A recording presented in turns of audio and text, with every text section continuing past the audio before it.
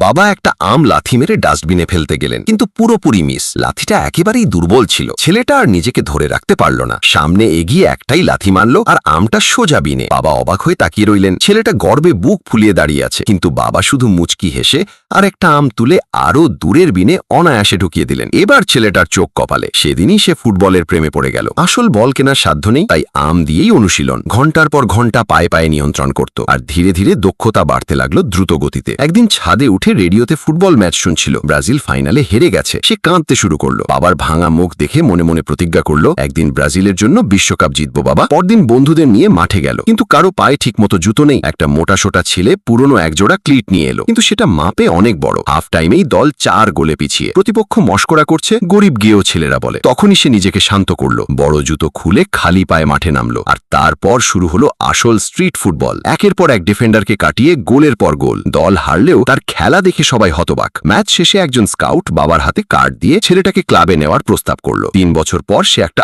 আসল ফুটবল ক্লাবে যোগ দিল, কিন্তু আনন্দের বদলে মনে হলো খাঁচায় বন্দী। কোচ কড়া ইউরোপিয়ান স্টাইল চাপিয়ে দিলেন, স্ট্রিট ট্রিক্স বন্ধ করতে বললেন। মুক্তভাবে খেলতে পারছে না, একটা গোলও হলো না। এক রাতে ক্লাব ছেড়ে পালিয়ে গেল। কিন্তু ট্রেন স্টেশনে সেই একই স্কাউট আবার সামনে এসে দাঁড়ালো, বলল স্ট্রিট ফুটবলই ব্রাজিলিয়ান ফুটবলের আসল প্রাণ, নিজেকে বিশ্বাস করতে হবে। ছেলেটা ফিরে এলো, কিন্তু এবার কোচের কথা নয়, নিজের মনের কথা মানবে। একটা ম্যাচে বল তুলে 2 ডিফেন্ডারের মাথার ওপর দিয়ে লাফিয়ে উঠে করলো প্রথম প্রফেশনাল গোল। সেই মুহূর্তে আত্মবিশ্বাস ফিরে এলো পুরো দমে। এরপর থেকে তার খেলার ধরনই বদলে গেল। দুনিয়াকে দেখাতে লাগলো আসল প্রতিভা। মাত্র 17 বছর বয়সে বিশ্বকাপে খেললো। পুরো টুর্নামেন্টে 6টা গোল করে ব্রাজিলকে বিশ্বকাপ জেতালো। গোটা দুনিয়াকে দেখালো ব্রাজিলিয়ান ফুটবলের সৌন্দর্য। চিনতে পারলে তাকে? সেই ছেলেটার নাম পেলে। বন্ধুরা, পেলে কি সত্যিই শুধু খালি পায়ে দুনিয়া জয় করেছিল? আর এমন আরও গল্প দেখতে আমাকে সাবস্ক্রাইব করে দাও।